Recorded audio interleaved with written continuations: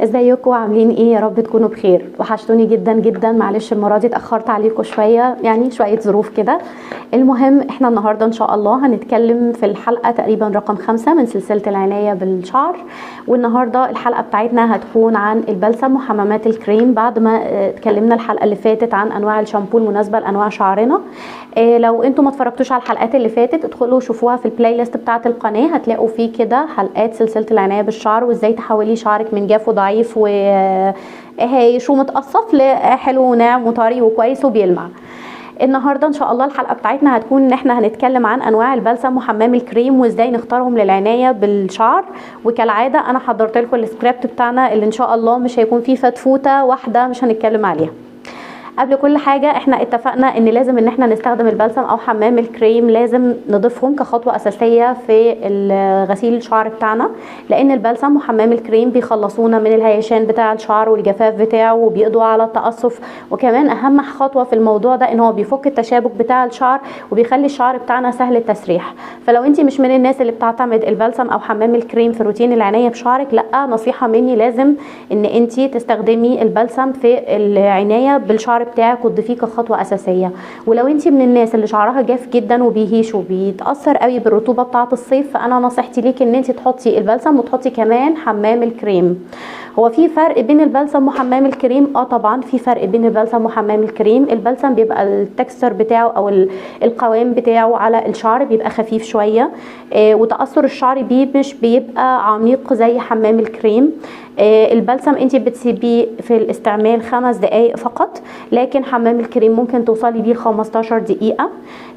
البلسم تأثيره مرطب ومنعم وبيفك التشابك بتاع فروة الراس بتاع الشعر، لكن بالنسبة لحمام الكريم هو شوية بيلعب على الشعر بعمق، فبيخلي الترطيب مستمر معاكي، زي ما نقول كده كخطوة علاجية هتفضل معاكي الأيام. البلسم ممكن يوم 2، لكن مع الحر انت هتحسي ان شعرك بينشف. لكن لما تستعملي حمام الكريم وتكملي الروتين اللي هو بعد ما تغسلي بقى شعرك هتستخدمي ليف ان او كريم عناية او زيت للشعر، فهتلاقي الخطوة دي فرقت معاكي جامد جدا. اتفقنا قبل كده وقلنا ان البلسم عشان نستخدمه لازم ما يستخدمش على فروة الراس ابدا، وكذلك حمام الكريم.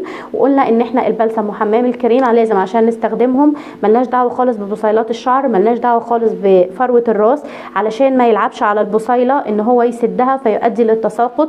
ودي مشكله اغلب الناس اللي بتشتكي ان هم اول ما بيجوا يستخدموا البلسم او يستخدموا حمام كريم شعرنا بيقع. شعرك بيقع ليه؟ لان انت بتستخدميه على فروة الراس وده ممنوع. البلسم او حمام الكريم حاولي ان انت تستخدميه بدايه كده من هنا، يعني سيبي الفروه دي خالص وابداي استخدميه من هنا، ان انت هتحطي كده على الشعر كميه مناسبه من البلسم او من حمام الكريم، ولما هترفعي شعرك لفوق البلسم او حمام الكريم هيجي على الطبقه دي مش هيدخل لفروه الراس. وطبعا هي انسب حاجه انك ما تجيش جنب دول، وان انت تعمليه اي حاجه كده اي فورمه وترفعيه لغايه لما المده بتاعه البلسم تنتهي او مده حمام الكريم وتبداي ان انت تشطفي شعرك. اتفقنا برضو ان استخدام البلسم وحمام الكريم ولازم لو احنا عايزين نتيجة مرضية لازم يكون البلسم وحمام الكريم هما نفس نوع الشامبو، والكلام ده انا قلته لكم في الحلقة اللي فاتت. فلو مثلا انا بستخدم شامبو كيش كانج الهندي، فانا هستخدم معاه البلسم بتاعه اللي هو بلسم كيش كانج، ده هيديني نتيجة حلوة جدا. فاحنا الحكام حاجة الصغيرين دول احنا اتفقنا عليهم في الحلقات اللي فاتت، بس برضو قلنا نعيدهم علشان نفتكر مع بعض عشان اتأخرنا في الفرق بين الحلقة اللي فاتت والحلقة دي. وهندخل بقى على طول في ان احنا قلنا انواع الشامبو اللي كانت كويسة معانا، فهنبدأ نضيف انواع البلسم. وبناء على الحلقة اللي فاتت اللي قلنا فيها ان احنا لو استخدمنا الشامبو والبلسم او الشامبو حمام الكريم نفس النوع هيدينا نتيجة ممتازة، فبالتالي انا اللي انا هرشحه اول حاجة مجموعة هرشحها هي مجموعة البلاسم او حمامات الكريمات اللي تابعة للحلقة اللي فاتت بتاعة الشامبوهات، واللي كان اولها بالفعل شامبو كيش كينج الهندي، فبالتالي هنستخدم معاه بلسم كيش كينج. المجموعة دي شامبو وبلسم مع بعض حلوة جدا جدا، نتيجتها ممتازة جدا وبتطري الشعر، ريحتها برضو حلوة قوي.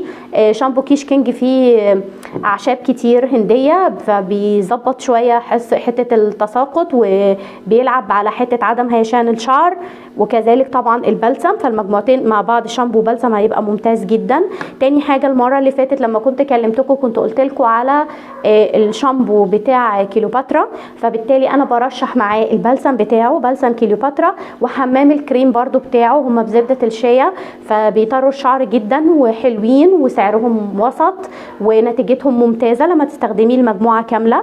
تالت حاجه كنت اتكلمت عليها كان شامبو لوريال الجديد اللي هو بالهيالورونيك اسيد، وبالتالي برضو انا بشجع ان انت تجيبي معاه البلسم بتاعه او تجيبي حمام الكريم بتاعه.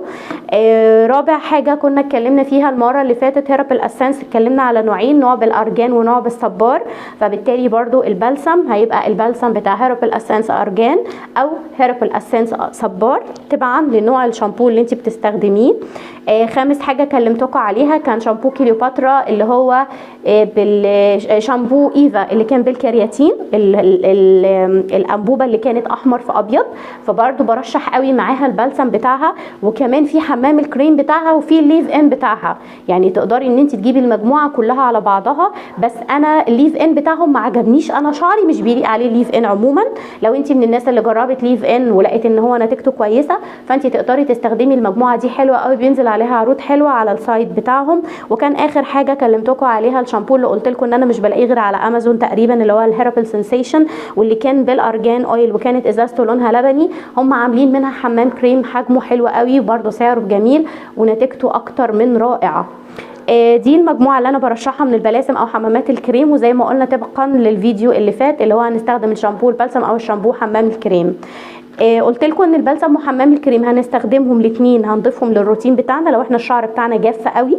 بعد كده لما تحسي ان الدنيا ظبطت معاكي، لو انت مش حابه امكانيه ان انت يعني مفيش ماديات ان انت تكملي بالمنتجين، فانت استغني عن واحد فيهم، البلسم او حمام الكريم، وده طبعا برده هيبقى حسب نوع شعرك واحتياجه. تمام. طب لو انا بقى بستخدم شامبو طبي، لو انا مش بستخدم حاجه من الشامبوهات التجاريه اللي انت قلتي عليها دي كلها خالص، وانا بستخدم شامبو طبي ومش عايزه كل اللي فات ده كله، عايزاكي ترشحي لي انواع تانية غير البلاسم دي. انا برضو من الحاجات اللي جربتها وعجبتني جدا وكانت نتيجتها بالنسبه لي ممتازه، يعني شامبو حمام كريم اماراتي اسمه جي اف. للاسف انا ما لقيتلوش صوره على النت، وكانت علبته عندي خلصت ونسيت اجيبها في التصوير دلوقتي، ممكن انزل لكم صورتها في اخر الفيديو.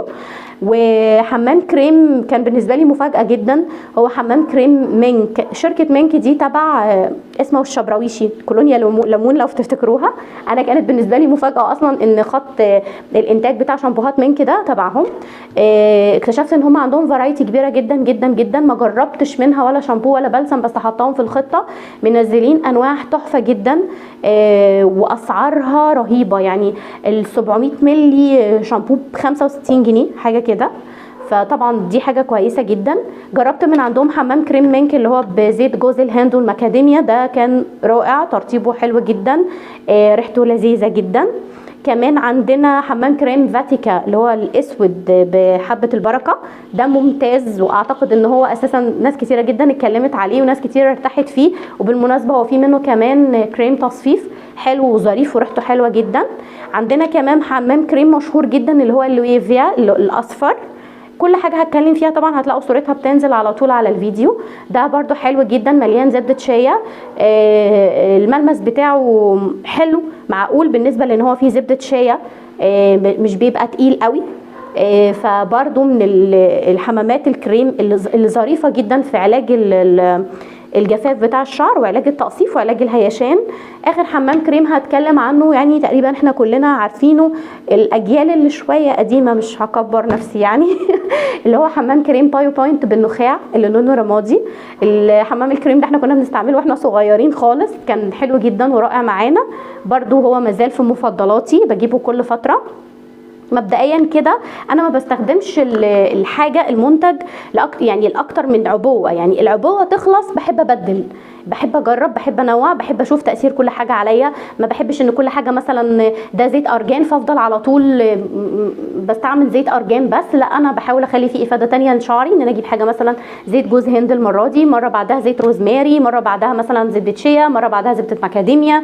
فلما بلاقي حاجه فيها الكوكتيل ده مثلا زي حمام كريم مينك كان زي ما قلت لكم كان بزيت لوز وجوز هند والماكاديميا، فكنت مرحبه جدا بالفكره وفعلا عمل معايا افكت كويس. فحاولي انت كمان لما تستخدمي مجموعه وتلاقيها حلوه وخلصتيها جربي، ممكن يكون في الاحسن منها، انت بقى ساتسفايد وعايزه تكملي على كده كملي مفيش مشكله. ملحوظه صغيره قبل ما نقفل الفيديو بتاعنا، انا بحاول ان انا ما اطولهوش. الحمام الكريم اللي انت هتستخدميه حاولي دايما ان انت تشوفي مكوناته، لو كان مكتوب فيه زيوت معدنيه حاولي ان انت ما تستخدميهوش او تقللي من استخدامه. يعني احنا عندنا حمام كريم بوناويل طبعا رائع رائع رائع في نتيجته، بس مشكلته ان هو مكتوب بالبنط العريض ان هو فيه زيوت معدنيه. الزيوت المعدنيه دي تاثيرها بيبقى تحفه اول وتاني مره، تالت مره، بعد كده هو بيبوظ الشعرايه، لان الزيوت المعدنيه بتبقى تقيله جدا على الشعر وعلى مسام الشعر، فبتسد مسام الشعر وبتهلكه. فانت ممكن تستخدميه عامل مساعد جنب حمام الكريم بتاعك، ان انت تستخدميه مره كل شهر. فاكرين في حلقه الشامبو لما قلنا ان احنا بنحتاج تقريبا ان احنا نغسل شعرنا مره كل شهر بميه وخل تفاح عشان نتخلص من الرواسب بتاعه الشامبو اللي ممكن تكون عالقه في فروه الراس او باقي الكريمات او الزيوت، قلنا عشان ننظف فروه الراس. وفاكرين برضو لما قلنا ان الطبيعي ان احنا نستخدم شامبوهات خاليه من السلفات، لكن لازم مره او اتنين نغسل بشامبو فيه سلفه علشان ننظف فروه الراس، لان الشامبو الخالي من السلفه ده مش هينظف قوي عشان ما فيهوش ماده بترغي. برضو دي الحاجه الثالثه اللي لازم ناخد بالنا منها في استخدام حمام الكريم، ان انت حاولي حمام الكريم ما يكونش فيه زيوت معدنيه. ولو انت الدنيا عندك ضيقه يعني مضطره ان انت تستخدمي حمام كريم فيه زيت معدني علشان مثلا مناسبه عايزه تظهري بمظهر معين في وسط اصحابك مثلا ولا حاجه، استخدمي حمام كريم بالزيوت المعدنيه مره واحده بس في الشهر، مرتين ماكسيموم لو انت بتغسلي شعرك كتير، وحاولي ما تزوديش عن كده علشان ما تضريش شعرك. يا رب تكون الحلقه عجبتكم، يا رب تكون قصيره وخفيفه على قلوبكم، ويا رب ما تبعدش كده فتره طويله تاني. وشكرا لكل اللي سال عليا، واتمنى من البنات لو حد فيكم استفاد من الحلقه تعملوا شير للحلقه، ومن فضلكم تعملوا سبسكرايب وتعملوا لايك للقناه، علشان اللايك ده هو اللي بيخلي الفيديو يوصل في الريتش بتاع اليوتيوب ويخلي زمايلنا يستفيدوا منهم. وشكرا جدا، وان شاء الله ميعادنا في حلقه تانيه وهتكون قريب ان شاء الله. اشوفكم على خير.